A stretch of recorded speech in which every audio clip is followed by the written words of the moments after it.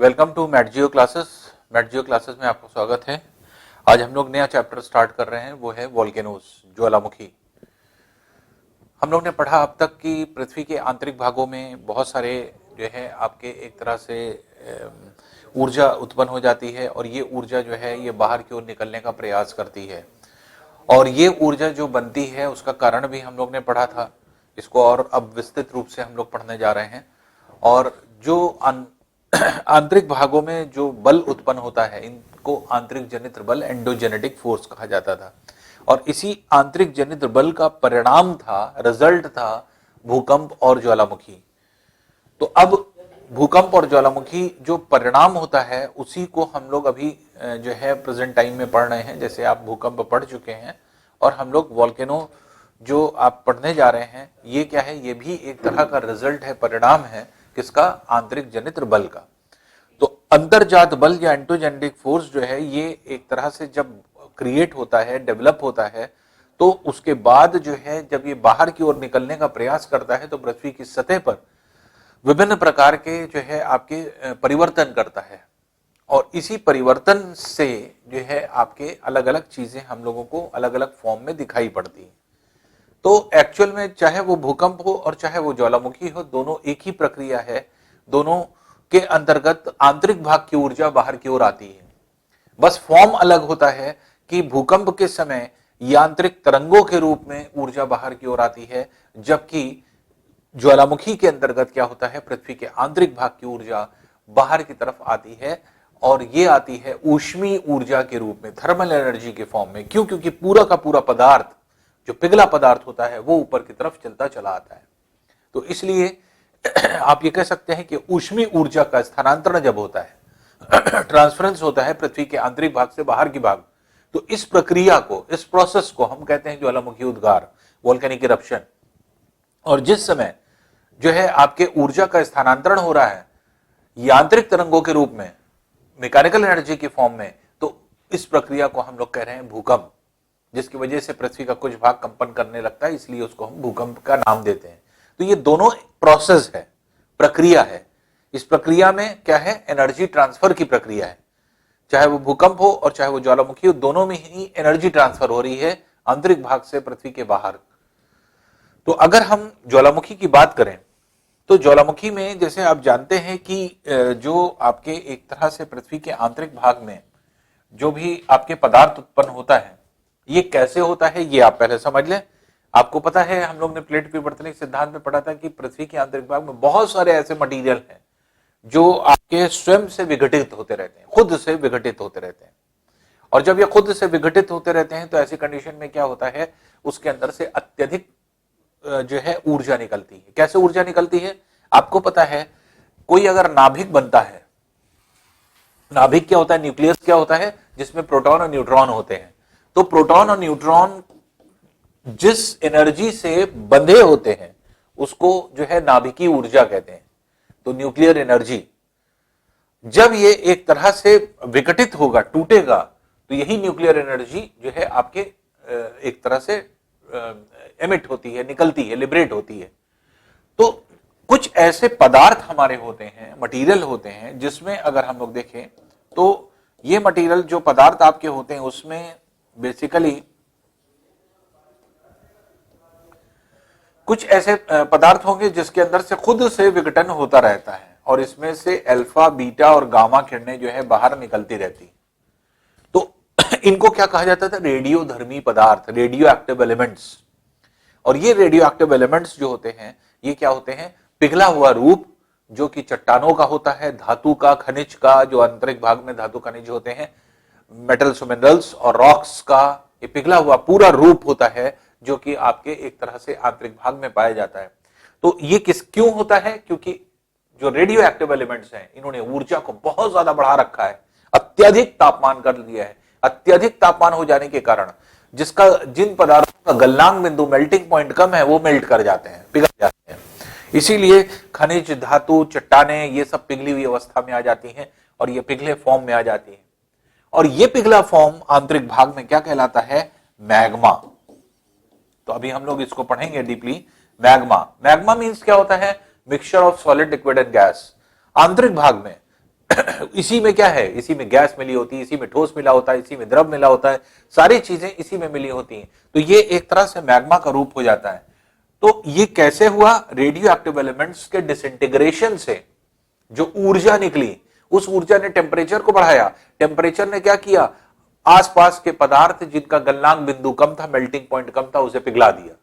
और पिघला करके एक बृहद क्षेत्र में आपके एक तरह से पिघला हुआ पदार्थ इकट्ठा हो जाता है। इसी पिघले हुए पदार्थ को जो है मैग्मा के नाम से जाना जाता है। और ये पिघला हुआ पदार्थ मैग्मा के नाम से जाना जाता है। और मैग्मा का एक बृहद विस्तार, बहुत बड़ा क्षेत्र जहां से अत्यधिक मात्रा में ज्वालामुखी उद्गार होते हैं, ज्वालामुखी का जो क्षेत्र होता है, तो हम लोग ने पढ़ा था इसको क्या, एस्थेनोस्फीयर, या इसी का नाम होता है बेनी ऑफ जोन। तो बेनी ऑफ जोन के नाम से भी इसको जाना जाता है। तो बेनी ऑफ जोन क्या है? अगर पूछा जाए तो बेनी ऑफ जोन किसको कहते हैं? ये मैग्मा का जमाव है जो आंतरिक भाग में पाया जाता है, या आप कह सकते हैं एस्थेनोस्फीयर का क्षेत्र है, पिघला हुआ क्षेत्र है, दुर्बल मंडल जिसको कहा गया था, वीक जोन। तो ये वीक जोन जो है पूरे पृथ्वी के आंतरिक भाग में चारों तरफ पाया जाता है, जो कि हम लोग ने पढ़ा था कि 20 किलोमीटर के बाद से रेडियो एक्टिव एलिमेंट शुरू हो जाते हैं, जो लगभग 200 किलोमीटर गहराई तक पाए जाते हैं। तो 20 से 200 किलोमीटर गहराई तक जो है आपके स्थित होते हैं। तो अब जैसे इसमें भी वेरिएशन है, जैसे हमने आपको बताया था कि कुछ वैज्ञानिक 20 मानते हैं, कुछ इसकी जो है गहराई 30 मानते हैं, 30 किलोमीटर। कुछ ये मानते हैं कि 100 किलोमीटर गहराई तक ही स्थित है, कुछ मानते हैं 200 किलोमीटर गहराई तक स्थित है। तो इसलिए हम लोग एक बड़ा रेंज ले लेते हैं, 20 से 200 किलोमीटर। तो 20 से 200 किलोमीटर गहराई तक के क्षेत्र में रेडियो एक्टिव एलिमेंट्स उपस्थित होता है सबसे ज्यादा मात्रा में, और इसीलिए वहां पर पिघला हुआ पदार्थ पाया जाता है। ये पिघला हुआ पूरा क्षेत्र जो है, ये एक तरह से क्या है, ये जो है हम ये कह सकते हैं कि इसी को हम मैग्मा का रूप जानते हैं। और मैग्मा का वृहद रूप जो पूरे चारों तरफ फैला होता है पृथ्वी, पूरे पृथ्वी के भीतरी भाग में, आंतरिक भाग में, तो इसी को हम क्या कहने लगते हैं, एस्थेनोस्फीयर, अर्थात पिघला क्षेत्र। और यही एस्थेनोस्फीयर जो पिघला मंडल होता है, इसी को जो है आपके जगह जगह पर एक्यूमुलेशन इसका हो जाता है, जमाव हो जाता है, बड़ा जमाव हो जाता है। और यही बड़ा जमाव ऊर्जा जो है लेकर के, ऊष्मीय ऊर्जा, क्योंकि बहुत हाई प्रेशर हो जाता है, क्योंकि अगर आंतरिक भाग में आप देखेंगे कोई ठोस भाग है और जब ये द्रवी भाग में पिघलेगा तो इसके आयतन में विस्तार होगा, ये आयतन बढ़ेगा। तो जब कोई चीज पिघलती है तो चारों तरफ फैलने का प्रयास करती है, लेकिन चारों तरफ से हैं चट्टानें तो फैलने नहीं देती, इसलिए इसकी सतह पर ये बल लगाता है, प्रेशर लगाता है। तो इसलिए जो पिघला हुआ लिक्विड होता है ये बहुत हाई प्रेशर पे हो जाता है। तो आंतरिक भाग में बहुत हाई प्रेशर होता है, और जबकि बाहर में लो प्रेशर है, लगभग यहां की तुलना में यहां पे बहुत लो प्रेशर होता है। तो ऐसे कंडीशन में यहां पे बहुत हाई प्रेशर, तो इसलिए कोई भी पदार्थ क्या होता है, हमेशा high pressure towards low pressure भागता है। इसलिए पिघले हुए क्षेत्र तेजी से बाहर की ओर आने का प्रयास करते हैं। कमजोर रास्ता मिल गया, विस्फोटक अवस्था में बाहर की तरफ निकल गए, और ये सारा का सारा पदार्थ बाहर की ओर निकाल देते हैं।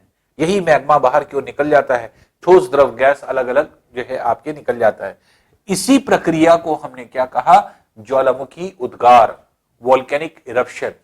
तो ये ज्वालामुखी उद्गार है, वोल्केनिक इरप्शन है, जिसमें आंतरिक भाग की ऊर्जा स्वयं से, खुद से आंतरिक भाग से बाहर की ओर निकल गई ऊष्मीय ऊर्जा के रूप में। लेकिन जब यही पदार्थ बाहर नहीं निकल पाता, किसी वजह से ऑब्स्ट्रक्शंस आ जाते हैं, तो यही पदार्थ आंतरिक भाग में दरारों में विभिन्न आकृतियों में जमने लगता है। तो इसको भी हम लोग पढ़ेंगे कि आकृतियों को किस नाम से जाना जाता है। या कभी कभी बाहर पदार्थ नहीं निकल पाता तो बाहर की ओर ऊर्जा निकलती है यांत्रिक तरंगों के रूप में, और जब यांत्रिक तरंगों के रूप में निकलती है तो यही जो है आपके प्लेटों को गतिज ऊर्जा देती है, काइनेटिक एनर्जी देती है। तो गतिज ऊर्जा देने की वजह से प्लेटें खिसकती हैं, फिसलती हैं, और इसी फिसलन की वजह से जो है पृथ्वी के ऊपरी भाग में कंपन जो है आपके वाइब्रेशन क्रिएट होता है। और इस कंपन या इस वाइब्रेशन को हम लोग क्या कहने लगते हैं, भूकंप, अर्थक्वेक। तो ज्वालामुखी और भूकंप दोनों ही ऊर्जा स्थानांतरण की प्रक्रियाएं हैं, जिसमें भूकंप में ऊर्जा का स्थानांतरण अगर हम लोग देखेंगे, एनर्जी का ट्रांसफर, ये यांत्रिक तरंगों के रूप में होता है। जबकि जो आपके एक तरह से कहा जाए कि जो आपके ज्वालामुखी है उसमें ऊर्जा का स्थानांतरण जो आपके होगा वो ऊष्मीय ऊर्जा के रूप में बाहर की तरफ जो है आपकी जाता है। तो ये जो क्षेत्र है जहां पे ज्वालामुखी बन सकता है, तो ये जो वृहद क्षेत्र होता है मैग्मा का, इसी को हम बेनियोफ जोन या एस्थेनोस्फीयर के नाम से जानते हैं। अब देखिए एक बहुत ही इंपॉर्टेंट चीज, ज्वालामुखी को safety valve of the earth कहा जाता है। ये सब प्रश्न आ चुके हैं आपके एग्जाम में। तो पृथ्वी का सुरक्षा वॉल्व किसको कहते हैं? तो पृथ्वी का सुरक्षा valve, safety valve of the earth, volcanoes को कहा जाता है। क्यों कहा जाता है उसको समझिए। Safety valve of the earth हम जो है इसको क्यों कहते हैं वोल्केनोस को? पृथ्वी के आंतरिक भाग में जो विकसित हुई अधिक ऊर्जा है यह समय समय पर बाहर की ओर निकलती रहती है। सपोज कर लीजिए कि अगर ये बाहर ना निकल पाए, ऊर्जा बाहर ना निकल पाए, तो ऐसी कंडीशन में एक स्टेज ऐसी होगी कि इसके अंदर ऊर्जा बढ़ती जाएगी बढ़ती जाएगी बढ़ती जाएगी। और कल्पना कीजिए उसी स्टेज की जो हमने पहले आपको पढ़ाया था, बिग बैंग की स्टेज, कि किसी एक पदार्थ में ऊर्जा स्टोर करने की एक निश्चित जो है आपकी कैपेसिटी होती है, क्षमता होती है। तो एक निश्चित क्षमता से ज्यादा अगर ऊर्जा हो जाएगी तो क्या हो जाएगा? ब्लास्ट हो जाएगा। तो इसके मतलब क्या हुआ कि पृथ्वी के अंदर ऊर्जा बढ़ती जाएगी बढ़ती जाएगी बढ़ती जाएगी और कभी ना निकले। तो एक स्टेज ऐसी होगी, इतनी ज्यादा हो जाएगी, हो सकता है कि इस पृथ्वी को ब्लास्ट कर दे, पूरी की पूरी पृथ्वी फट जाए। तो ऐसी कंडीशन में पृथ्वी फट सकती है। तो एक तरह से ज्वालामुखी क्या करता है? आंतरिक भाग के प्रेशर को रिलीज करता है, हाई प्रेशर को रिलीज कर देता है, मतलब कि हाई प्रेशर बनने नहीं देता है, पृथ्वी के अंदर अधिक दाब को बनने नहीं देता है। जैसे ही अधिक दाब बना, अपने आप जो है आपके बाहर की ओर तरफ जो है ऊर्जा निकल गई, अपने आप अंदर की तरफ प्रेशर फिर कम हो गया। तो समय समय पर जब जैसे ही प्रेशर ज्यादा होता है, पदार्थ बाहर की तरफ निकला और फिर उसके बाद प्रेशर रिड्यूस हो गया। तो ये कंडीशन आपके हमेशा बनी रहती है और जिससे क्या है कि पृथ्वी सुरक्षित रहती है। एक किसी स्थान से जो है पदार्थ बाहर की तरफ निकल गया और बाहर की तरफ निकलने के बाद जो है आपके एक तरह से पृथ्वी फिर से अपने जो है नॉर्मल कंडीशन में आ जाती है। अब इसे आप कंपेयर करिए प्रेशर कुकर से। आपने प्रेशर कुकर देखा होगा। प्रेशर कुकर में जहां पर जो है सीटी लगी होती है, सीटी के पास यहां पे एक छोटा सा वॉल्व लगा होता है। इस वॉल्व को कहा जाता है सेफ्टी वॉल्व।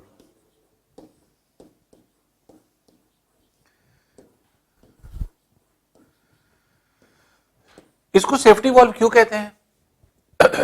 प्रेशर कुकर का काम क्या होता है? प्रेशर कुकर का काम क्या होता है कि अंदर जो भी पदार्थ है, अगर हम भाप बाहर ना निकलने दें, पूरी तरह से अंदर बंद करके रखें, तो प्रेशर ज्यादा क्रिएट हो जाता है। और जैसे ही प्रेशर ज्यादा क्रिएट होता है तो किसी भी पदार्थ का, किसी भी जो है उसका जो आप ये कहते हैं, जैसे अंदर कोई भी आप चीज बना रहे हैं तो अंदर पानी है, चाहे वो सब्जी बना रहे हो या कोई भी चीज बना रहे हो तो पानी है। पानी का अधिकतम तापमान 100 डिग्री सेल्सियस है। तो अब जब आप प्रेशर बढ़ा देते हैं तो प्रेशर बढ़ाने से क्वथनांक बिंदु, बॉइलिंग पॉइंट बढ़ जाता है। और प्रेशर कुकर जब बॉइलिंग पॉइंट को बढ़ा देता है तो बॉइलिंग पॉइंट 100 डिग्री नहीं, अब 120 डिग्री सेल्सियस पहुंच गया। तो पहले ये हमें ये पता है कि अगर हम नॉर्मल टेम्परेचर पर पानी को गर्म करेंगे तो पानी का तापमान कभी 100 से ऊपर जाएगा ही नहीं, 100 डिग्री सेल्सियस ही रहेगा। लेकिन अगर प्रेशर कुकर में हम पानी को गर्म कर रहे हैं तो ड्यू टू हाई प्रेशर क्वथनांक बिंदु बढ़ गया, बॉइलिंग पॉइंट बढ़ गया। बॉइलिंग पॉइंट बढ़ने का मतलब 120 डिग्री सेल्सियस तक तापमान चला गया। तो अगर हम किसी चीज को 100 डिग्री सेल्सियस पे बनाएं और किसी चीज को अगर हम 120 डिग्री सेल्सियस पे बनाएं तो किसमें सामान जल्दी बनेगा? 120 डिग्री सेल्सियस पे जल्दी बनेगा। तो इसलिए प्रेशर कुकर में सामान जल्दी बन जाता है। तो प्रेशर कुकर में सामान क्यों ज्यादा जल्दी बन रहा है? क्योंकि प्रेशर बढ़ने से क्वथनांक बिंदु बढ़ रहा है, जो है आपका बॉइलिंग पॉइंट बढ़ रहा है। और बॉइलिंग पॉइंट बढ़ने की वजह से अब जो वाटर का टेम्परेचर है वो अधिकतम तापमान 100 डिग्री नहीं रह गया बल्कि 120 डिग्री सेल्सियस तक पहुंच गया, जिसकी वजह से आपका आंतरिक भाग में जो भी रखा हुआ है वो आसानी से बन जाता है। प्रेशर कुकर में क्या होता है? अब ये प्रेशर जो भाप निकल रही है ये अंदर प्रेशर बना होता है, हाई प्रेशर होता है। अब बहुत ज्यादा प्रेशर होने पर समय समय पर आप देखते हो कि सीटी ऊपर होती है और जो है भाप बाहर निकल जाती है। स्टीम बाहर निकलने लगती है। लेकिन कभी कभी ऐसा होता है कि ये स्टीम फंस गई, ये आपके सीटी फंस गई। अगर मान लीजिए कि कभी, तो इस तरह की कंडीशन सोची जाती है कि अगर सीटी कभी फंस गई या कभी मान लीजिए कि बाहर की तरफ प्रेशर नहीं रिलीज हो पा रहा है, तब तो ऐसी कंडीशन हो जाएगी कि प्रेशर कुकर फट जाएगा, ब्लास्ट कर जाएगा। लेकिन इसी सेफ्टी की वजह से अगर मान लीजिए कि कभी मिस हैपनिंग इस तरह की होनी होगी, तो मिस हैपनिंग होने से बच इस तरह से जाएगा कि अगर मान लीजिए सीटी काम नहीं कर पा रही है प्रेशर कुकर की, तो इस सेफ्टी वॉल्व को जो लगाया जाता है, सुरक्षा वॉल्व जिसको कहते हैं, तो ये सुरक्षा वॉल्व कम गलनांक बिंदु का होता है। तो अगर कभी इतना प्रेशर कुकर में बन जाएगा कि प्रेशर कुकर जो है वो पूरा ब्लास्ट कर जाए, तो कभी ब्लास्ट नहीं करेगा। क्यों नहीं करेगा? क्योंकि कंपैरेटिवली इसका जो है आपके क्वथनांक बिंदु कम, जो आपके एक तरह से मेल्टिंग पॉइंट जो रखा जाता है वो कंपैरेटिवली इसका कम होता है प्रेशर कुकर के जो है मटेरियल की तुलना में। तो होगा क्या कि अगर कभी ब्लास्ट करने की कंडीशन होगी तो ये सेफ्टी वॉल्व फट के निकल जाएगा। जब कुकर फटता है तो क्या होता है? तो कुकर फटने में कुकर नहीं फटता, बल्कि सेफ्टी वॉल्व फट जाता है और फट करके निकल जाता है, और जितनी भी चीजें होती है सबको जो है आपके बाहर की तरफ लिबरेट कर देता है। तो सेफ्टी वॉल्व क्यों लगा होता है? क्योंकि अंदर अगर एक्सेसिव अमाउंट ऑफ प्रेशर है, तो एक्सेसिव अमाउंट ऑफ प्रेशर नहीं निकल पा रहा है, और अगर मान लीजिए हम फिर भी ना निकालने पाए, तो हो सकता है कि इस एक बड़ा ब्लास्ट हो सकता है, एक बड़ा एक्सीडेंट हो सकता है अगर पूरा कुकर फट जाए। लेकिन पूरा कुकर फटने से पहले सेफ्टी वॉल्व फट करके निकल जाएगा और कुकर को फटने से बचा लेगा।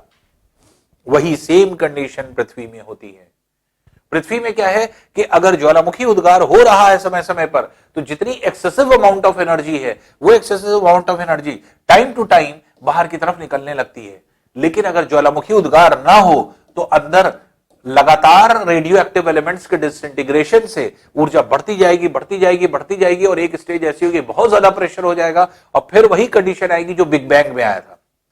तो बिग बैंग में क्या था कि जब बहुत ज्यादा ऊर्जा हो गई किसी पदार्थ में, तो जितनी उसकी क्षमता नहीं स्टोर करने की उससे ज्यादा हो जाएगी, तो उसके अंदर एक ब्लास्ट हुआ, और उस ब्लास्ट की वजह से जो है आपके एक तरह से हम ये कह सकते हैं कि जो है इसमें आपके एक तरह से जो ब्लास्ट हुआ, तो उसी को बिग बैंग हमने कहा, और वही कंडीशन पृथ्वी में भी आ सकती है। लेकिन पृथ्वी में कभी ब्लास्ट नहीं होगा। क्यों? क्योंकि समय समय पर ऊर्जा ऊष्मीय ऊर्जा के रूप में, ज्वालामुखी के रूप में जो है बाहर की ओर निकल जाती है। तो जिस तरह से प्रेशर कुकर को ये सेफ्टी वॉल्व बचाता है प्रेशर कुकर को फटने से, उसी तरह से पृथ्वी को ज्वालामुखी जो है आपके फटने से बचाता है। इसीलिए ज्वालामुखी को कंपेयर किया गया प्रेशर कुकर के सेफ्टी वॉल्व से, और इसीलिए क्या कहा जाता है कि ज्वालामुखी क्या है? Safety valve of the earth. तो पृथ्वी का सुरक्षा वॉल्व कहा जाता है, क्योंकि दोनों को अगर तुलना करें तो दोनों सिमिलर जो है आपके एक्शन कर रहे हैं, और सिमिलर जो है आपके एक तरह से वर्क परफॉर्म कर रहे हैं, क्योंकि दोनों बचा रहे हैं। ये पृथ्वी को बचा रहा है फटने से, और यहां सेफ्टी वॉल्व जो है आपके प्रेशर कुकर को फटने से बचा रहा है। तो इसीलिए इसके समतुल्य ये है, इक्विवेलेंट है। इसीलिए हम लोग ये कहते हैं ज्वालामुखी को पृथ्वी का सुरक्षा वॉल्व। तो ये आपके एग्जाम में आ चुका है जो है आपके क्वेश्चन, और इसमें जो है आपके सिविल में पूछा गया था ये क्वेश्चन, और ये पूछा गया था पृथ्वी का सुरक्षा वॉल्व किसको कहा जाता है। तो सुरक्षा वॉल्व में अब जैसे मान लीजिए कि एनवायरमेंट को कहा जाता है, ऑप्शन जो आपके आए थे वो हम बता रहे हैं आपको, जो है ऑक्सीजन गैस को कहा जाता है, एनवायरमेंट को कहा जाता है, ज्वालामुखी को कहा जाता है, भूकंप को कहा जाता है, इस तरह के ऑप्शंस बना दिए गए। तो इसमें क्या है, safety valve of the earth जो है वो आपकी होता है ज्वालामुखी।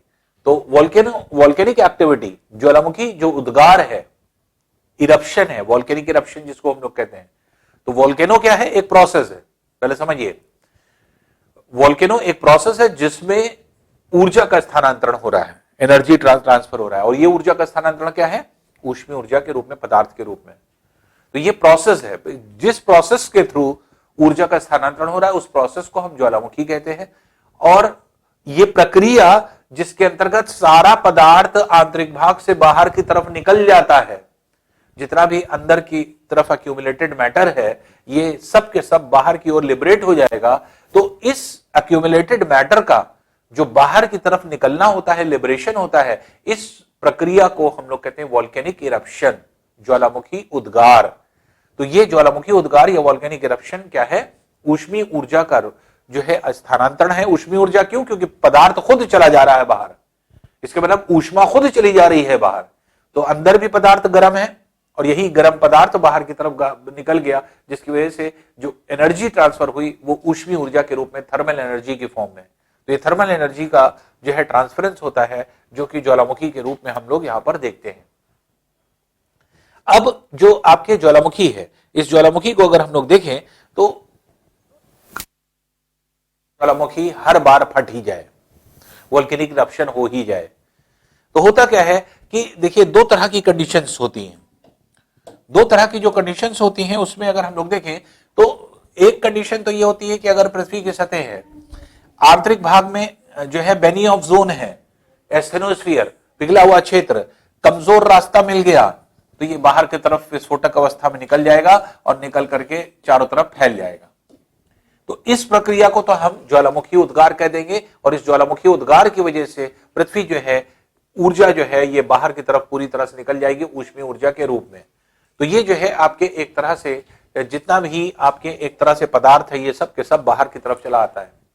लेकिन कभी कभी ये होता है कि ऊपर की तरफ ऑब्स्ट्रक्शन ज्यादा होता है और कठोर चट्टानें आ जाती हैं, कठोर चट्टानों को भेद नहीं पाती ये ऊष्मीय ऊर्जा या पदार्थ नहीं भेद पाता, जिसकी वजह से आंतरिक भाग में अलग अलग दरारें होती हैं, चट्टानें होती हैं अलग अलग आकार में, जैसे आपके इस तरह से अलग अलग आकार हो गए। अब इसके अंदर क्या होता है, जो पदार्थ होता है आता है और अंदर फंसता चला जाता है। जैसे पदार्थ आया ऐसे इसमें चला गया, आखिर कैसे यहां से आया इधर की तरफ चला गया, यहां से आया ये चला गया इसके अंदर। तो इस तरह से अलग अलग आकृतियां बनती चली जाती हैं। जैसे इस तरह की आकृति बन गई, ये ऐसी आकृति बन गई, ये ऐसी आकृति बन गई, कहीं पर जो है ऐसी आकृति बन जाती है। जिस तरह की दरार होगी, दरार के अंदर जा रहा है और अंदर की तरफ आप जो है अंदर जमता चला जा रहा है पदार्थ। तो या तो पदार्थ बाहर निकल जाएगा ज्वालामुखी उद्गार से, या पृथ्वी के भीतरी भाग में ही जमेगा। तो यही दो तरह की कंडीशन होती है। और ये पदार्थ जो मैग्मा होता है, मैग्मा हमने आपको क्या बताया, ये अभी हम लोग पढ़ने जा रहे हैं विस्तृत रूप से, पिघले हुए पदार्थ को कहते हैं। और ये जो पिघला पदार्थ आंतरिक भाग में जमता है, इसके जमे हुए भाग को ही हम लोग क्या कौन सी चट्टान कहने लगते हैं, अग्नेय चट्टान, इग्नियस रॉक्स। तो मैग्मा के जमाव से जो भी चट्टानें बनती हैं उसको हम लोग अग्नेय चट्टान कहते हैं, इग्नियस रॉक्स। अब इग्नियस रॉक्स क्यों कहते हैं, ये हम लोगों का नेक्स्ट चैप्टर है रॉक्स का। तो जब नेक्स्ट चैप्टर रॉक्स का आएगा तो वहां पे आपको क्लियर होगा इग्नियस रॉक्स के बारे में। तो अब यहां पर क्या है कि जो आपकी चट्टानें हैं ये जो है मैग्मा के जमाव के कारण बन रही है, तो ये क्या है आपके एक तरह से अग्नेय चट्टानें या इग्नियस रॉक्स कहलाती हैं। अब इसमें भी डबल कंडीशन होती है। डबल कंडीशन क्या है, ज्वालामुखी उद्गार हुआ तो पदार्थ बाहर निकल गया पृथ्वी की सतह के बाहर, और ज्वालामुखी उद्गार नहीं हुआ तो अंदर रह गया। तो अगर बाहर निकल गया और बाहर जाके जम गया तो बाहर चट्टानें बन गई, और अगर बाहर नहीं निकल पाया पृथ्वी के अंदर ही भीतर ही जम गया तो अंदर रह गई। तो बाहर अगर निकल करके चट्टानें बन जाती हैं तो इसे कहा जाता है वाह्य अग्नेय चट्टानें, एक्सट्रूसिव इग्नियस रॉक्स।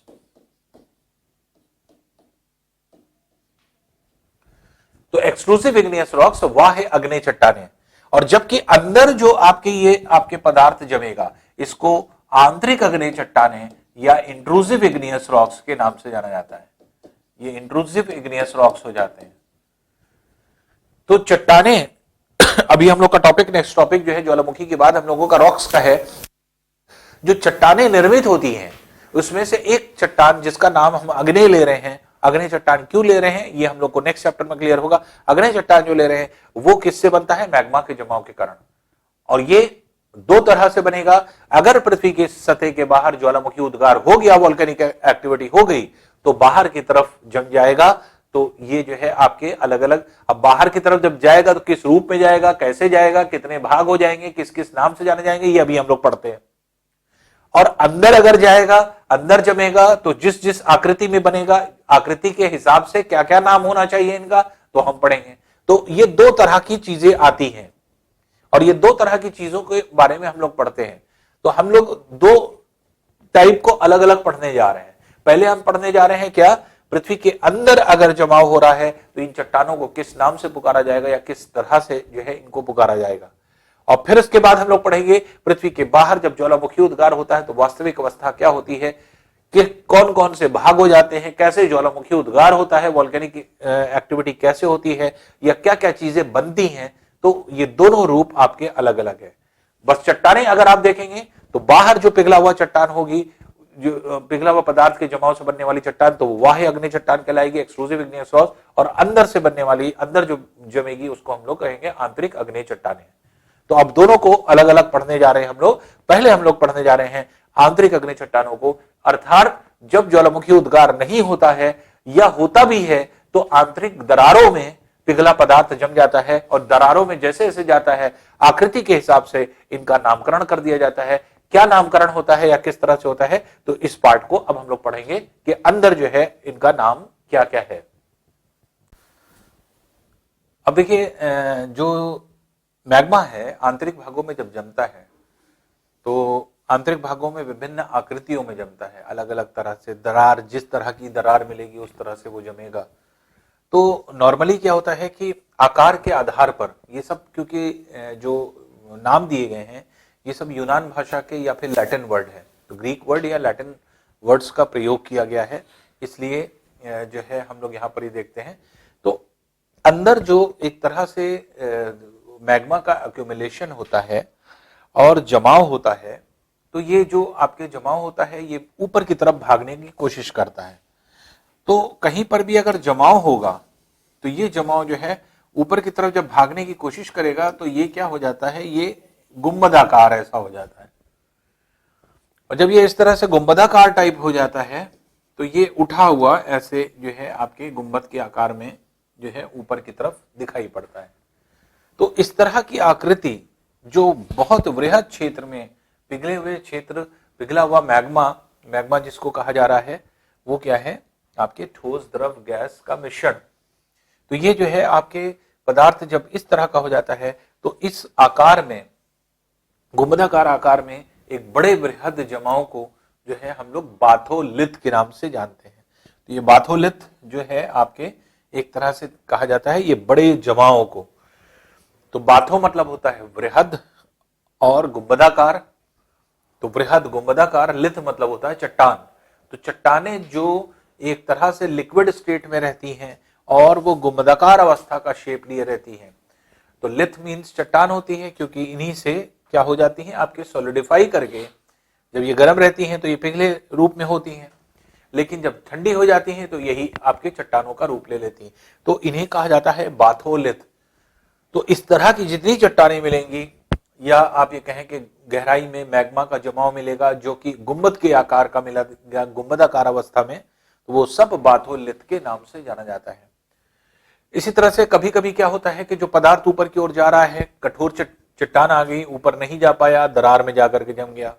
तो दरार में अगर जा रहा है और क्षैतिज अवस्था में, क्षैतिज अवस्था मतलब पृथ्वी की सतह के समानांतर, ये पैरेलल है इसके, तो पृथ्वी की सतह के समानांतर अगर जम रहा है तो इसी को क्या कहा जाता है, इसको कहते हैं सिल। तो इसी को कहते हैं सिल। सिल मतलब क्या होता है, सिल जो है जो आपके एक तरह से यूनान भाषा का शब्द है। सिल मतलब होता है क्षैतिज, हॉरिजॉन्टल। तो ये हॉरिजॉन्टल, पृथ्वी की सतह के हॉरिजॉन्टली अगर होगा तो इसका नाम हो जाएगा सिल। तो सिल मतलब होता है क्षैतिज, हॉरिजॉन्टल। तो पृथ्वी की सतह जो होगी उस सतह के समानांतर अगर जम रहा है तो कहीं पर भी आपके जमेगा तो वो क्या हो जाएगा, आपके सिल के नाम से जाना जाता है। इसी तरह से चट्टानें जो कि ऊर्ध्वाधर होती हैं, जैसे पृथ्वी की सतह है, सतह के लंबवत ऐसे स्थित हो रही, परपेंडिकुलर ऐसे खड़ी हुई, वर्टिकल, तो ऐसी चट्टानें जो पृथ्वी की सतह के लंबवत स्थित होती हैं इन्हें कहा जाता है डाइक। ये डाइक हो जाता है। डाइक जो शब्द होता है इसका मतलब क्या होता है, वर्टिकल, जो है आपके ऊर्ध्वाधर। तो ऊर्ध्वाधर या वर्टिकल, जिसका मतलब ये हुआ कि 90 डिग्री पर, तो पृथ्वी की सतह जो ऊपर पृथ्वी की है उसके 90 डिग्री पर, अर्थात खड़े हुए आकार में अगर मान लीजिए ये जमा होता है तो उसको हम लोग डाइक के नाम से जानते हैं।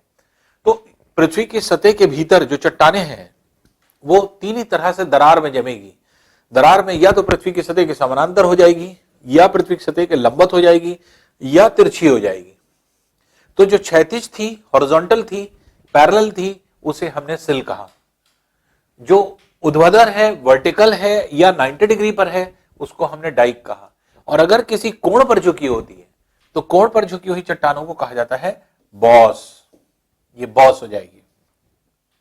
तो बॉस क्या है? बॉस भी जो आपके वर्ड है वो कहां से लिया गया है? ये भी जो है यूनान भाषा का शब्द है जिसका मतलब होता है इंक्लाइंड। तो बॉस मतलब इंक्लाइंड, झुकावदार।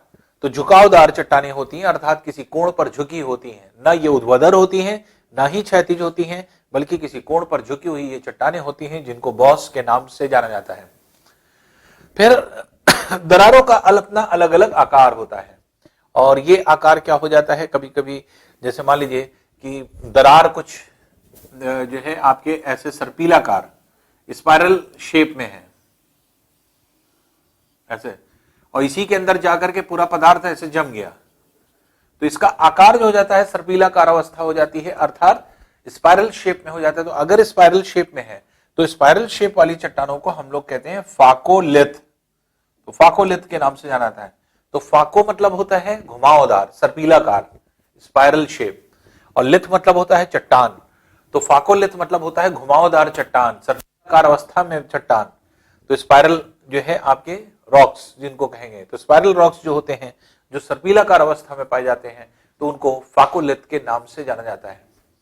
फिर दरारें अगर मान लीजिए कुछ ऐसी हैं कि जो है आपके कटोरे नुमा, बाउल के शेप में, तो बोल के शेप में अगर है तो बोल जो अगर होता है, जैसे आप कटोरा रखते हैं तो कटोरे का आकार कुछ ऐसा होता है। तो ये जो आकार है अगर इस आकार में है तो इसको कहा जाता है लोपोलिथ। ये लोपोलिथ के नाम से आना है। लोपो मतलब होता है बोल जो आपके होता है, तो लोपोलिथ मतलब बोल के आकार में। तो ये लोपोलिथ अर्थात कटोरे नुमा आकृति में पाई जाने वाली चट्टान, जो कि एक तरह से कॉनकेव आकार होती है। तो कॉनकेव आकार के नाम से जो है अवतल जिसको हम लोग कहते हैं, ये कॉनकेव शेप हो जाता है। और अगर उभरा हुआ होता है, कुछ चट्टान ऐसे जो उभरी हुई ऊपर की तरफ होती है, कॉन्वेक्स शेप में होती है, और उत्तल जिसको हम लोग बोलते हैं, तो ये जो कॉन्वेक्स शेप में होती है तो इसे हम लोग लैकोलिथ के नाम से जानते हैं, लैकोलिथ। तो लैकोलिथ के मतलब क्या हुआ? लैको मतलब होता है उल्टा कटोरा, इन्वर्टेड बोल। तो इन्वर्टेड बोल जो होता है, उल्टा कटोरा, उसको लैकोलिथ कहते हैं। कटोरा, सीधा कटोरा अगर है तो उसे कहेंगे लोपो।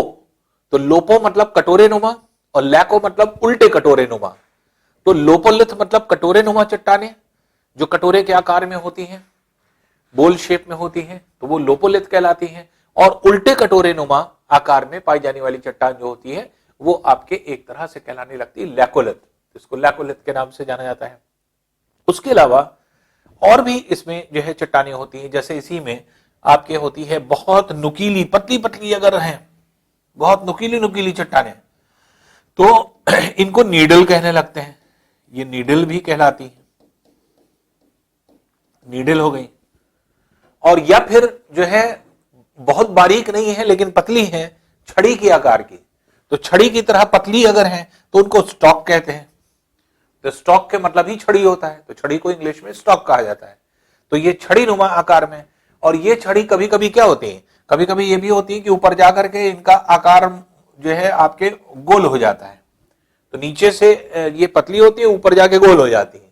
तो मतलब जैसे आप देखते हैं स्टिक पकड़ने वाली होती है, हैंडल जो गोल हैंडल वाली स्टिक होती है, उस तरह से जो है आकार बनने लगता है, तो उसको स्टॉक बोलते हैं। तो नीचे से पतली और ऊपर जाकर के गोल हो गई। गोल नहीं भी होती, गोल होती भी है, मतलब कहने का मतलब कि अगर गोल नहीं भी है तो भी स्टॉक कहेंगे, छड़ी छड़ी नुमा अगर है।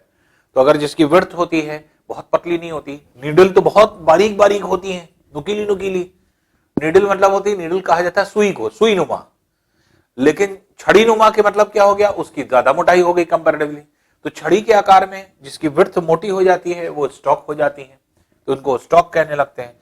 और स्टॉक में भी कभी कभी क्या होता है कि स्टॉक में ऊपर जाकर के पदार्थ ज्यादा जम जाता है, और जब ज्यादा जम जाता है तो ऐसा लगता है कि ऊपर जैसे गोला जो है इकट्ठा हो गया हो जो है आपके छड़ी के ऊपर, तो इसको भी हम लोग स्टॉक के नाम से जानते हैं। तो इस तरह से अगर आप देखें तो सब का नामकरण जो किया गया है वो एक्चुअल में अगर आप शब्द का मीनिंग समझ ले तो अपने आप याद हो जाएगा। तो बाथो मतलब वृहद गुंबदाकार, गुंबद के आकार को क्या कहा जाता है? बाथो। तो इसलिए बाथोलिथ हो गई। ऐसी चट्टाने, लिथ मतलब चट्टान, ऐसी चट्टाने जो गुंबद के आकार में है तो वो क्या कहलाएंगी? बाथोलिथ कहलाएंगी। इसी तरह से क्षैतिज अवस्था में पाई जाने वाली चट्टान, हॉरिजॉन्टल डायरेक्शन में पृथ्वी की सतह के समानांतर पैरेलल होंगी सिल। पृथ्वी की सतह के लंबवत ऊर्ध्वाधर दिशा में वर्टिकल डायरेक्शन में वो कहलाएगी डाइक। तिरछी चट्टानें जो होंगी वो कहलाएंगी, इंक्लाइंड चट्टानें जो होती हैं वो कहलाती हैं बॉस।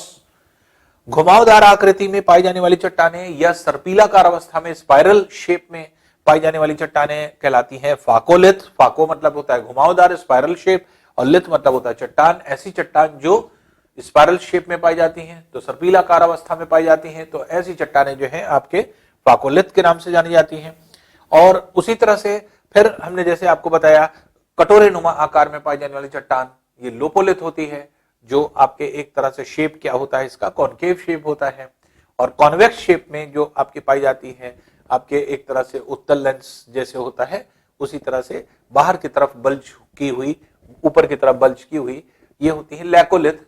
जैसे लगता है कि उल्टा कटोरा रखा है, तो सीधे कटोरे के नुमा लोपोलिथ और उल्टे कटोरे के नुमा लैकोलिथ के नाम से जानी जाती हैं ये चट्टानें। तो ये जो चट्टानें होती हैं इसको हम लोग ने नाम दिया। फिर निडल हमने किसको कहा? पतली पतली नुकीली सुई जैसी जो आकार में पाए जाने वाले मैग्मा जब जम जाता है सुई नुमा आकार में तो उसी को निडल कहने लगते हैं। या छड़ी के आकार में पतला पतला जो है आपके एक तरह से छड़ी नुमा आकार में अगर मैग्मा जमता है तो उसको स्टॉक कहने लगते हैं, जिसका ऊपरी भाग कभी कभी गोल भी होता है, तो ये स्टॉक के नाम से जाना जाता है। तो ये क्या है? ये आंतरिक चट्टानें हैं, आंतरिक अग्नेय चट्टानें, इंट्रूसिव इग्नियस रॉक्स। तो ये इंट्रूसिव इग्नियस रॉक्स के उदाहरण हो सकते हैं जो पृथ्वी की सतह के नजदीक होते हैं, बहुत नजदीक, अर्थात पृथ्वी की सतह से लगे हुए, बहुत गहराई में नहीं होते ये ऊपर की, क्योंकि ये सारी चीज ऊपर आ जाती है और सतह से बहुत ही नजदीक या नीचे की तरफ आपके दिखाई पड़ती है। तो इसलिए ये चट्टानें अगर हम लोग देखेंगे तो ये बहुत ज्यादा दूर नहीं होती, पृथ्वी की सतह के भीतर होती हैं और पृथ्वी की सतह के नजदीक होती हैं, बहुत गहराई पर नहीं होती। और जब चट्टानें ये बहुत गहराई पर बनती हैं, अभी जब आप पढ़ेंगे तो अभी आपका टॉपिक आएगा जब चट्टानों का रॉक्स का, तो आप देखेंगे बहुत गहराई वाली चट्टानें, जैसे बाथोलिथ बहुत गहराई पर होती हैं, तो ऐसी गहराई वाली चट्टानों को क्या कहा जाता है? पाताली चट्टानें। तो इनको प्लूटोनिक रॉक्स के नाम से भी जाना जाता है, तो ये कहलाती हैं प्लूटोनिक रॉक्स। तो प्लूटोनिक पाताली चट्टानें इनको कहा जाता है। अब पाताली चट्टानें इनको क्यों कह रहे हैं, प्लूटोनिक रॉक्स क्यों कहा जा रहा है? क्योंकि ये सारी चीज डराइव कहां से की गई है? यूनान से। और यूनान में पाताल लोक के देवता का नाम क्या है? पाताल लोक के देवता का नाम प्लूटो है। तो पाताल लोक के देवता की जो पूजा की जाती है वो आपके प्लूटो है। तो इसीलिए पाताली चट्टानें में पाई जाने वाली चट्टानें जो होती हैं वो आपके एक तरह से जो है प्लूटोनिक चट्टान के नाम से जानी जाती है। या आप ये कह सकते हैं कि यूनान भाषा में पृथ्वी के भीतर के जो गॉड हैं वो प्लूटो के नाम से जाने जाते हैं, तो इसीलिए इनको प्लूटोनिक चट्टान के नाम से जाना जाता है। ये प्लूटोनिक चट्टान हो जाती हैं जो कि इस तरह से पाई जाती हैं। तो ये क्या है? ये पृथ्वी के भीतर पाई जाने वाली चट्टानें हैं जो है आपके दिखाई पड़ती हैं। अब ये अवस्था क्या थी? ये अवस्था तब थी जब पृथ्वी की सतह के भीतर जो है ऐसा हो रहा था कि पृथ्वी की सतह के भीतर जो है आप ये कह सकते हैं कि सारा पदार्थ जम रहा था और बाहर की तरफ नहीं निकल रहा था, अंदर ही रहा जा रहा था और बाहर की तरफ इसको निकलने में जो है एक तरह से अवरोध उत्पन्न हुआ था और भीतर ही भीतर, और या फिर अगर बाहर विस्फोटक अवस्था में ज्वालामुखी उद्गार हो भी रहा है तो भी अंदर दरारों में आपके ये जमती ही जमती है। तो इसलिए वहां पर भी आपके एक तरह से पदार्थ में जो है आपके पदार्थों का जमाव होगा और ये अलग अलग आकृतियों के आधार पर इनका नामकरण किया गया है। तो फिर से जल्दी से रिवाइज कर लें। क्षैतिज अवस्था में सिल, ऊर्ध्वाधर दिशा में डाइक, तिरछी बॉस, सिल बॉस, सिल डाइक और बॉस, तिरछी चट्टानें हो गई। फाकोलिथ घुमावदार, लोपोलिथ कटोरे नुमा, उल्टे कटोरे नुमा लैकोलिथ हो गई, स्टॉक हो गई छड़ी नुमा, नीडल हो गई सुई नुमा जो चट्टानें आपके होती हैं। तो ये सब जो है आपके नाम हो जाते हैं जिनका जो है हम लोग बाथोलिथ क्या है? गुंबदाकार अवस्था में गुंबद के आकार में, बहुत वृहद क्षेत्र में, तो गुंबद के आकार में जो होती है उसको गुंबद जो है बाथोलिथ के नाम से जाना जाता है। तो इस तरह से जो है ये पृथ्वी के आंतरिक भाग की चट्टानें हो जाती हैं। अब बात आती है कि जब मैग्मा विस्फोटक अवस्था में बाहर की तरफ जाता है, जब बाहर की तरफ जाता है तो विस्फोटक अवस्था में जब निकलता है तो ज्वालामुखी उद्गार वोल्केनिक इरप्शन जब होता है तब देखिए पृथ्वी की सतह पर क्या होगा। तो अब हम लोग नेक्स्ट पार्ट पर चल रहे हैं। तो अब यहां पर क्या है, अब देखिए जब ज्वालामुखी उद्गार होता है, नॉर्मली दिमाग में हम लोगों के ये बना रहता है कि कोई शायद पर्वत होगा और ज्वालामुखी उस पर्वत के मुंह से निकल रहा है। ऐसा नहीं होता। जहां कहीं भी ज्वालामुखी उद्गार होगा तो होता क्या है कि जो भी एक तरह से पृथ्वी की सतह है, जो मैग्मा नीचे से आता है, सबसे पहले ज्वालामुखी उद्गार क्या होता है, मैदानी क्षेत्र अर्थात सपाट जमीन को फाड़ करके बाहर की तरफ निकलता है और चारों तरफ बहने लगता है पदार्थ, चारों तरफ जो है आपके बहने शुरू हो जाएगा। बहते बहते क्या होता जाएगा, ये आपके दूर तक चलता चला जाएगा, इसके अंदर से पदार्थ निकलता जाएगा और दूर तक ये बहता चला जाएगा। तो जितनी बार उद्गार होगा उतनी बार ये उतनी दूर तक जाएगा और उतनी ही जो है आपकी ऊंचाई इसकी बढ़ती चली जाएगी, क्योंकि जितनी बार उद्गार होगा पदार्थ इसके ऊपर पिघले जो है बहेगा और यही जम जाएगा। जब जम जाएगा तो ये क्या हो जाता है, ये ऊंची ऊंची आकृति बन जाती है। और ऐसी ऊंची आकृति जो कि आपके ऐसे बनती है जिसका आकार पृथ्वी पर पाए जाने वाले पर्वतनुमा होता है। जब ये जम गया पदार्थ, तो ये पदार्थ जमने के बाद जो आपके एक तरह से आकार होता है इसका पृथ्वी पर पाए जाने वाले पर्वतों जैसा होता है। तो पृथ्वी पर पाए जाने वाले पर्वत और ज्वालामुखी से निर्मित हुए जो आकृति है वो भी पर्वतों के समतुल्य मानी जाती है। लेकिन वो पर्वत पहले से नहीं होते, ऐसा नहीं कि किसी पर्वत के मुहाने से निकल रहा है, ये पहले से सपाट मैदान से निकल करके धीरे धीरे करके उभरता जाता है और उभरते उभरते जो है आपके एक तरह से ऊंचा होता चला जाता है। इसीलिए देखिए ज्वालामुखी पर्वतों की ऊंचाई का कोई मतलब नहीं होता, उनकी कोई हाइट नहीं होती। अगर आप आज मेजर करेंगे और अगली बार अगर ज्वालामुखी उद्गार हो गया फौरन ऊंचाई बढ़ जाएगी, क्यों, क्योंकि उसके ऊपर फिर जमा हो जाएगा। तो जितनी बार उद्गार होगा उतनी बार उसकी ऊंचाई बढ़ती चली जाती है और उतनी बड़ा होता चला जाता है क्षेत्र में, तो क्षेत्र भी बढ़ता चला जाएगा। तो इसलिए ज्वालामुखी पर्वत जो आपके होते हैं, ये ज्वालामुखी पर्वतों को अगर हम देखें तो इन्हीं को, इसी आकृति को हम नाम क्या दे देते हैं, ज्वालामुखी पर्वत का, वॉल्केनिक माउंटेन्स। इनको वॉल्केनिक माउंटेन्स के नाम से जाना जाता है। तो ज्वालामुखी पर्वत क्या है, पृथ्वी पर पाए जाने वाले जो है ज्वालामुखी उद्गार की वजह से मैग्मा का जो जमाव होता है, ये जमाव जो है ऊंचे ऊंचे चट्टान नुमा हो जाता है और पृथ्वी पर पाए जाने वाले पर्वत की जैसे दिखाई पड़ने लगता है। इसलिए इसको ज्वालामुखी पर्वत के नाम से जाना जाता है। तो ये ज्वालामुखी पर्वत हो जाता है जो कि आपकी इस तरह से, तो जब भी ज्वालामुखी होगा तो ज्वालामुखी पर्वत का निर्माण हो जाएगा। तो इसमें अगर हम लोग देखें तो ज्वालामुखी जो निकलता है निचले भागों से आता है, तो ये बाथोलिथ से होकर के आ रहा है। जब बाथोलिथ से होकर के आ रहा है तो पहली चीज तो ये आपके एक तरह से जो मैग्मा होता है ये मैग्मा कहलाता है।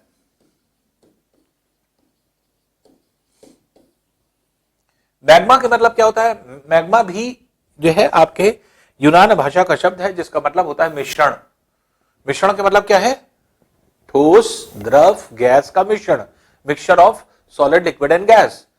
तो सॉलिड लिक्विड एंड गैस का जो मिश्रण होता है उसी को हम लोग क्या कहते हैं, मैग्मा। तो ये मैग्मा के नाम से जाना जाता है और ये मैग्मा जो है आपके एक तरह से सॉलिड लिक्विड गैस के रूप में होता है। तो जब पदार्थ ऊपर जाता है तो इसमें ठोस भी है, बड़ी बड़ी चट्टानें भी हैं जो पिघली नहीं है, ऐसे धातु हैं जो पिघले नहीं है, इनका गलनांक बिंदु ज्यादा है, मेल्टिंग पॉइंट ज्यादा है, तो वो ठोस अवस्था में होती है। चट्टानें भी ठोस अवस्था में होती हैं। पिघली हुई अवस्था में वो चट्टानें, वो धातु और वो खनिज हैं जो पिघल गए हैं, जिनका मेल्टिंग पॉइंट कम है, तो वो द्रवीय अवस्था में होंगे, लिक्विड स्टेट में होंगे। और कुछ गैसें होती हैं, गैस भी इसके अंदर मिक्सअप होती है जो कि बाहर की तरफ जाती है। तो मैग्मा मतलब क्या होता है, mixture of solid liquid and gas. तो मैग्मा शब्द का मतलब है सॉलिड लिक्विड एंड गैस। तो अंदर जो जमाव बनता है, वृहद जमाव, ये क्या होता है, सॉलिड लिक्विड गैस का जमाव होता है, जिसको हम लोग क्या कहते हैं, ये आपके मैग्मा के नाम से जाना जाता है। अब ये अपना रास्ता नीचे से जमीन से खोदता हुआ ऊपर की तरफ चलता चला आता है, अपने रास्ता बनाता है और ये पाइप नुमा रास्ता बनाता है। तो पाइप नुमा जो रास्ता ऊपर की तरफ से आता है तो इसको हम लोग क्या कहते हैं, इसको कहते हैं वेंट। ये वेंट के नाम से जाना जाता है। तो वेंट या इसी को पाइप बोलते हैं। ये प्रश्न जो है आपके आ चुका है कि जिस मार्ग से, जिस रास्ते से आंतरिक भाग का पदार्थ पृथ्वी की सतह की तरफ आता है, उस मार्ग को क्या कहा जाता है, उस रास्ते को क्या कहा जाता है? तो वो रास्ता क्या होता है? पाइप नुमा होता है, इसलिए इसको पाइप या वेंट कहते हैं। तो वेंट जो है आपके एक तरह से इसका पैसेज का नाम है, जिसमें मैग्मा जो है फ्लो करता है। और ये मैग्मा क्या है? ठोस द्रव गैस बाहर की तरफ निकलेगा और जैसे जैसे निकलता जाएगा ये आपके जमता चला जाएगा और ये पर्वतों का निर्माण कर लेता है। अब जब विस्फोट होता है, विस्फोट में क्या हुए? पत्थर अलग हो गए, इसके मतलब कि सॉलिड अलग हो गया, ऊंची बड़ी बड़ी चट्टानें निकलती हैं, बड़े बड़े पत्थर निकलते हैं बड़े विस्फोट के कारण। जो तरल अवस्था में पाए जाने वाले पदार्थ है, तरल अवस्था अलग बहती है, अलग जो है आपके एक तरह से फ्लो करती रहती है तरल अवस्था में, और गैसें अलग निकलती रहती हैं। तो एक तरह से हम कहें कि जब आंतरिक भाग में मैग्मा होता है तो वो तो खुद ही ठोस द्रव गैस, सॉलिड लिक्विड गैस इसमें है ही है, लेकिन जैसे ही ये बाहर निकला ये तीनों चीज अलग हो जाती है। गैस अपना अलग लिबरेट हो जाती है, द्रव जो होता है वो सतह पर फैलने लगता है और पत्थर जो होते हैं बहुत दूर दूर तक छिटक करके पहुंचते हैं। तो ये जो है आपके ठोस द्रव गैस अलग हो गया।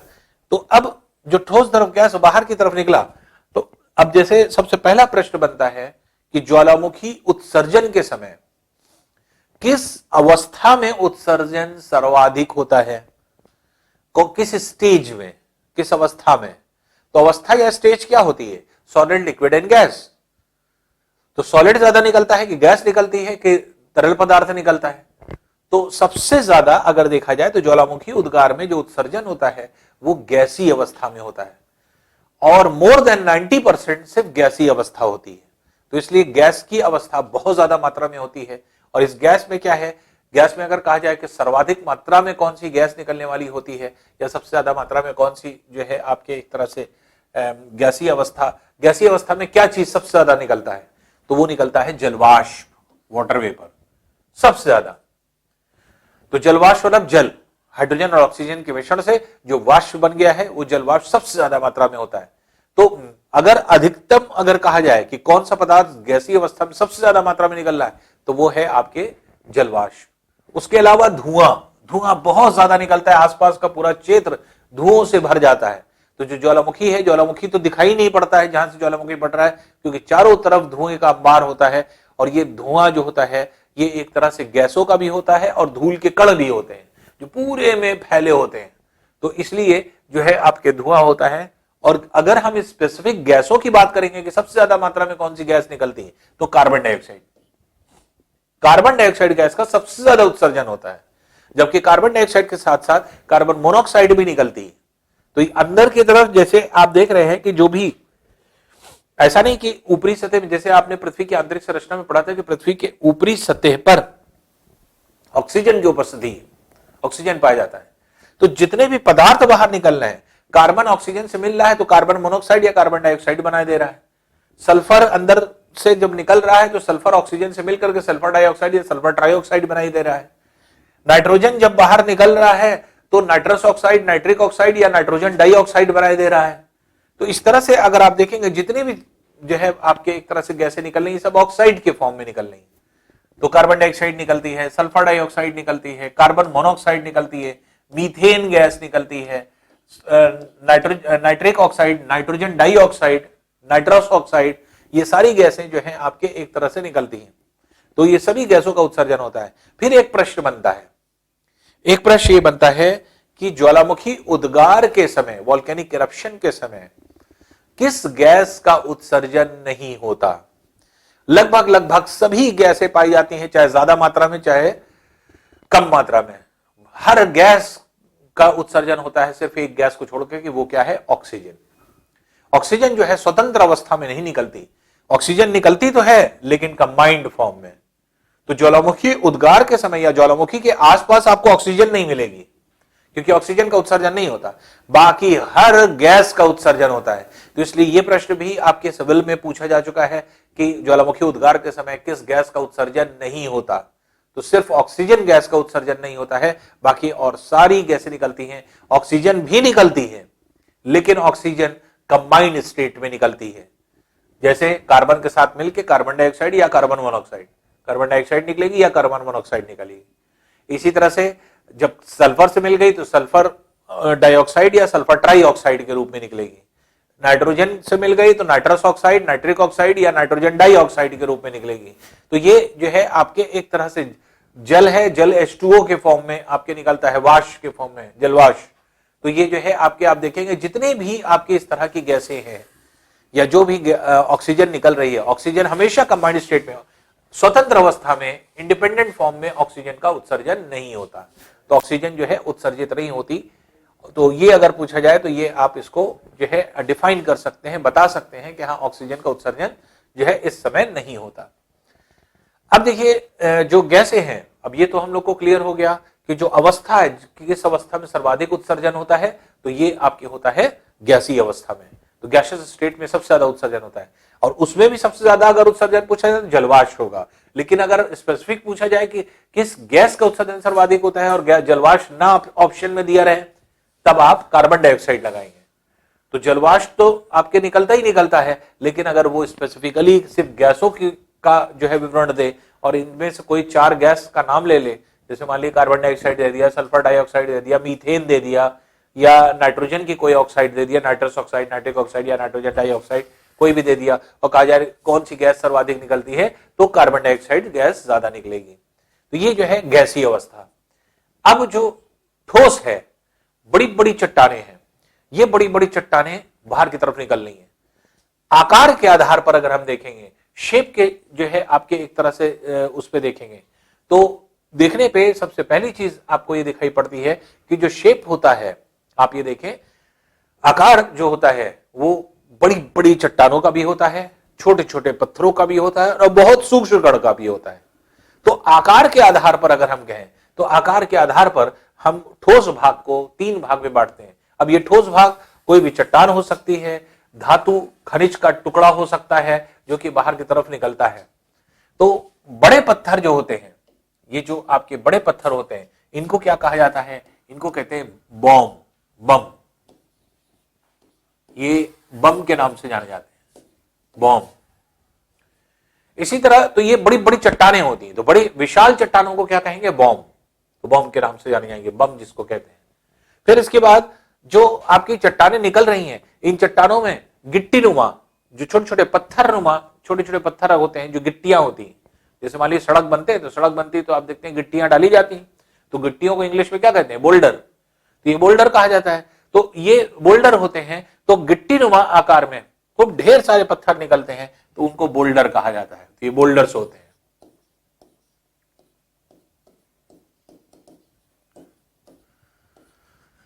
और धूल के कण, जैसे आप देखते हैं कोई भी चीज, जैसे मान लीजिए कुछ विस्फोट हो गया, कुछ भी हो गया, धूल उड़ी, तो धूल के कण जो छोटे छोटे कण होते हैं, इन सूक्ष्म कणों को टेफ्रा कहा जाता है। ये टेफ्रा है।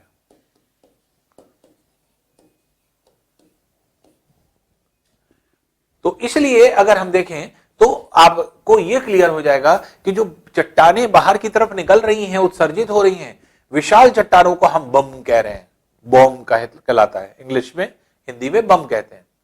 फिर इसी तरह से गिट्टी नुमा पत्थर ईंटे के शेप में अगर निकलता है तो उसको हम बोल्डर के नाम से जानते हैं। तो ये बोल्डर्स होते हैं, जो छोटे पत्थर होते हैं, छोटे पत्थरों को जो है आपके बोल्डर्स कहा जाता है।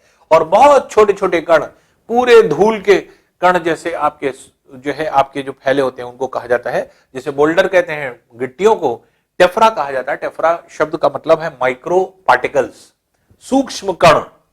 तो सूक्ष्म कण जो धूल के कण होते हैं, सूक्ष्म कण, तो वो जो है आपके टेफ्रा के नाम से जाने जाते हैं। तो ये टेफ्रा होते हैं, सूक्ष्म कण के नाम से जाने जाते हैं। तो इस तरह से अगर हम लोग देखें तो आपके ये जो है आपके कौन सी अवस्था हो गई, ये अवस्था हो गई जो कि आपके ठोस अवस्था है। तो ठोस अवस्था को हम लोग ने 3 पार्ट में बांटा।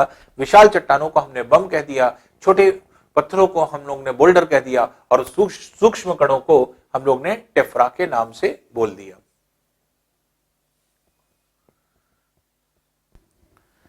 अब देखिए जो ठोस पदार्थ था इसको तो हम लोगों ने इस तरह से जो है आपके डिफाइन कर दिया बम, बोल्डर और टेफ्रा के रूप में। लेकिन अब यहीं पर बात आती है कि अगर सपोज कर लीजिए कि जो आपके पदार्थ निकल रहा है, ठोस अलग हो गया, गैस अलग हो गया, अब बचा क्या? तरल पदार्थ बचा, लिक्विड स्टेट में बचा। लिक्विड स्टेट में जो पिघला हुआ पदार्थ बहता है, इस लिक्विड स्टेट को क्या कहा जाता है? इसको कहते हैं लावा।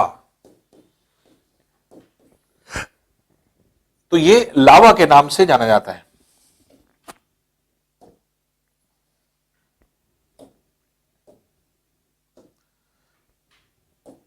तो ये जो है लावा स्टेट है।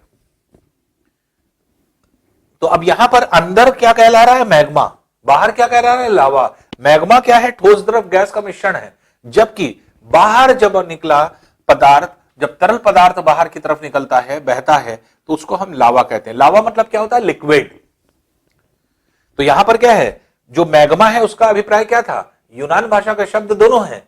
तो ग्रीक लैंग्वेज में मैग्मा के मतलब क्या होता है? Mixture, mixture of solid, liquid and gas. तो ये आपके एक तरह से ग्रीक वर्ड है। तो ग्रीक वर्ड ये भी है लावा। लावा मतलब क्या हुआ? लिक्विड। तो ये लिक्विड स्टेट में होता है जो कि इस पे जो है आपके बहता है। और इस लावा में कुछ ऐसे भी, क्योंकि ये लावा जो बहता है बहुत अधिक तापमान पर होता है, अत्यधिक तापमान पर होता है। तापमान जो होता है इसका 1200 डिग्री सेल्सियस से 2200 डिग्री सेल्सियस तक होता है।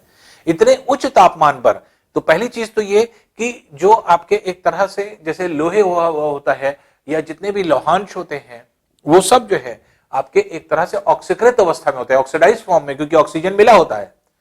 तो जिसकी वजह से और जो है आपके एक तरह से इतने उच्च तापमान पे इंफ्रारेड रेडिएशन के निकलने की वजह से पूरा जो तरल पदार्थ होता है गहरे लाल रंग का प्रतीत होता है। तो लाल रंग का क्यों प्रतीत हो रहा है? दो कारणों से। पहला, लोहा ऑक्सीकृत अवस्था में है, ऑक्सीडाइज्ड फॉर्म में है, जिसकी वजह से लोहे की उपस्थिति की वजह से उसका रंग लाल हो जाता है। तो फेरस ऑक्साइड या फेरिक ऑक्साइड का आप कभी भी वो देखिए, सोल्यूशन देखिए, या फेरिक या फेरस का, तो आप देखेंगे रेड कलर का जो है आपके आयरन होता है। तो वो लाल रंग होने का दो कारण, एक कारण जो है आपके क्या हुआ? लोहे की उपस्थिति, और दूसरा कारण क्या हुआ? इंफ्रारेड रेडिएशंस का निकलना उच्च तापमान पर, और जिसकी वजह से आसपास में फैलता हुआ जो आपके एक तरह से पूरा लावा होता है, लिक्विड होता है, ये ऐसा लगता है जैसे आग बह रही है, या आग का जैसे बहाव हो रहा है, या आग बहती हुई चली जा रही है, और उसी आग में बहते हुए छोटे छोटे टुकड़े दिखाई पड़ेंगे आपको। ऐसे टुकड़े जो पत्थर के होते हैं, घुले हुए नहीं होते, जैसे लगता है आग का अंगारा जो है आपके बहता चला आ रहा है, एक अलग से अंगारा दिखाई पड़ेगा। तो आग में अंगारा बहता चला आ रहा है, छोटा सा टुकड़ा बहता चला आ रहा है। ये टुकड़े क्या होते हैं? ये धातु और खनिज के टुकड़े होते हैं जिनका गलनांक बिंदु ज्यादा होता है। बहुत ज्यादा गलनांक बिंदु वाले जो है आपके एक तरह से मेटल्स और मिनरल्स होते हैं, जो कि आपके एक तरह से आप ये कह सकते हैं कि पिघल नहीं पाते। गलनांक बिंदु, मेल्टिंग पॉइंट इनका ज्यादा है, तो इनका ज्यादा मेल्टिंग पॉइंट जिनका है वो पिघल नहीं पाते, तो वो इसमें बहते हैं। ऐसे पिघले हुए, ऐसे जो है अंगारों को जो आग के साथ बहते हैं, उनको लापिली के नाम से जाना जाता है। तो ये लापिली के नाम से जाना जाता है। ये भी आपके सिविल में पूछा गया प्रश्न था कि लावा में बहने वाले खनिज एवं धातु के टुकड़े जो दिखाई पड़ते हैं उनको किस नाम से जाना जाता है? तो उनको लापिली के नाम से जाना जाता है। तो लापिली जो है क्या है? ये अंगारे को कहते हैं। तो अंगारा को लापिली कहा जाता है यूनान में, तो इसलिए इसको लापिली के नाम से जो है आपके ये जाना जाता है। तो ये लावा के साथ बहता है। तो लावा क्या है? लिक्विड है, जो कि तरल पदार्थ है, जो कि जो है रेड कलर का एकदम होता है, और ये रेड कलर का पदार्थ बाहर की ओर निकलता है। और ये कैसे निकल रहा है? किस रास्ते से आया है? इस रास्ते को क्या कहा गया? वेंट। और इसका जो मुहाना होता है, मुंह होता है, इसको क्या कहा जाता है? क्रेटर। ये क्रेटर के नाम से जाना जाता है। और धीरे धीरे करके, क्रेटर के मतलब क्या होता है? क्रेटर भी यूनान भाषा का शब्द, क्रेटर मतलब होता है मुंह, माउथ। इसका मतलब ये ज्वालामुखी का मुंह है, मुहाना है। तो मुंह से सारा चीज ये फेंकता है बाहर, तो मुहाने से अपने बाहर निकालता है, तो माउथ को क्रेटर कहते हैं। तो ये ज्वालामुखी का मुंह है जिसके अंदर से सारी चीजें बाहर की तरफ निकल रही हैं, इसको क्रेटर के नाम से जाना जाता है। और जब यही बहुत वृहद रूप ले लेता है, जब बहुत बड़े क्षेत्र में आपके फैल जाता है ये, तो क्रेटर के बड़े रूप को कॉल्डेरा कहते हैं, तो इसी को कॉल्डेरा कहा जाता है। आपने झीलें आगे चल करके अभी आप पढ़े हैं, कॉल्डेरा झीलें। कॉल्डेरा झीलें क्या है? ऐसे ही झीलें जो वृहद ज्वालामुखी के क्षेत्र में, ये बहुत बड़े क्षेत्र में हो जाता है कॉल्डेरा। तो ये ऐसा नहीं कि ये कुछ जो है छोटे से आकार में रहेगा, बहुत बड़े क्षेत्र में झील के जैसे आपके बड़े बड़े आकार होते हैं कॉल्डेरा के। तो कभी कभी ज्वालामुखी के मुहाने बहुत बड़े हो जाते हैं, बहुत वृहद हो जाते हैं, और वृहद मुहाने जो होते हैं वो कॉल्डेरा के नाम से जाने जाते हैं। और इसी में जैसे मान लीजिए कि जब ज्वालामुखी, आप पढ़ेंगे कि कॉल्डेरा झीलें कैसे बनती हैं, जब यही शांत हो जाता है ज्वालामुखी, पूरा पत्थर बन जाता है, इसी में पानी आकर के जो है जम जाता है और झील जैसा आकार ले लेता है, तो इसको कॉल्डेरा झीलें कहने लगते हैं। तो ज्वालामुखी झीलें जो होती हैं ये कॉल्डेरा झीलें होती हैं। तो ज्वालामुखी द्वारा निर्मित झील या कॉल्डेरा झीलें, इसीलिए ज्वालामुखी झीलों को कॉल्डेरा झीलें कहा जाता है, क्योंकि इनके मुहानों पर जल एकत्र होता है, जल जो है इकट्ठा होता है।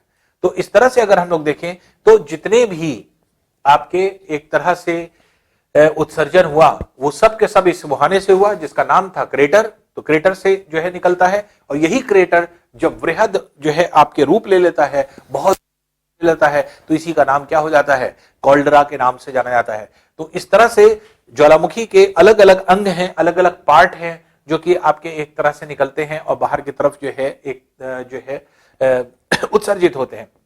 अब देखिए यही लावा कभी कभी क्या होता है कि ज्वालामुखी, क्योंकि अधिकांशतः अभी आप पढ़ेंगे कि ज्वालामुखियों के जो क्षेत्र हैं, या पेटी आप पढ़ चुके हैं, जैसे पेटी आपने पढ़ी है, तो ये पेटी में आप जानते हैं कि भूकंप और ज्वालामुखी की पेटी एक ही है। भूकंप की पेटी आप पढ़ चुके हैं, वही ज्वालामुखी की पेटी। तो आपने देखा कि ज्यादातर जो पेटी जो हम लोग देख रहे हैं वो कहां पे पाई जा रही है? समुद्र के किनारे, क्योंकि जितनी भी प्लेटों के किनारे हैं वो ज्यादातर जल के निकट ज्यादा है। तो अगर कोई ज्वालामुखी उद्गार होता है और जल का किनारा होता है, तो दूर दूर तक ये लावा छिटक करके जाता है और जाकर के गिरता है, और जब गिरता है और पानी में आकर के जम जाता है विभिन्न आकृतियों में। तो अगर आसपास समुद्र है तो पिघला पदार्थ जो होता है ये भी विस्फोटक अवस्था में बाहर निकलता है, और निकल करके जब पानी में गिरता है तो पानी में गिरने की वजह से ठंडा हो जाता है, और ठंडा होने की वजह से पत्थर बन जाता है, तो फौरन के फौरन। तो समुद्र के किनारे ढेर सारे पत्थरों का जमाव हो जाता है ज्वालामुखी के जो है फेंकने की वजह से। तो ज्वालामुखी के लावा जब समुद्र में पत्थरों को फेंकते हैं, अर्थात लावा को फेंकते हैं, और ये जाकर के जल की उपस्थिति में ठंडे होकर के एक पत्थर नुमा आकार बना लेते हैं। तो ऐसे पत्थर जो कि तटीय क्षेत्र के किनारे दिखाई पड़ते हैं ज्वालामुखियों के द्वारा बने हुए, तो इनको कहा जाता है ब्रेसिया। तो ये ब्रेसिया के नाम से जाने जाते हैं, ब्रेसिया, BRASIA।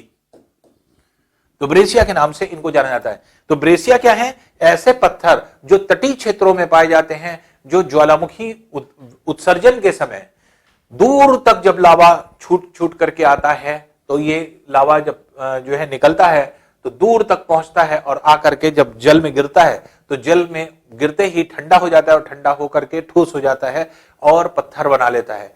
तो समुद्र में पानी की वजह से ठंडे होकर के पत्थर का आकार लिए हुए जितने भी ऐसी आकृतियां होती हैं, उन सबको हम क्या कहते हैं? उसको ब्रेसिया के नाम से जाना जाता है। तो ये डिफरेंट पार्ट हो जाते हैं जो ज्वालामुखियों के हम लोग देखते हैं।